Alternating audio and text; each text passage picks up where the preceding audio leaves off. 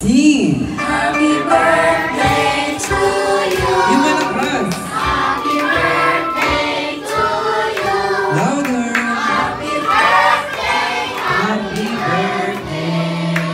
Happy birthday to you. Okay, one more. Sabay mo yung palakpak. Happy birthday to you.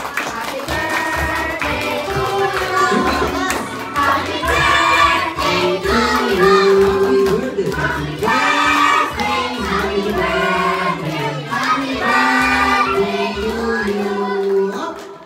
Ayan, parang hindi masaya si ate sa kanta niyo.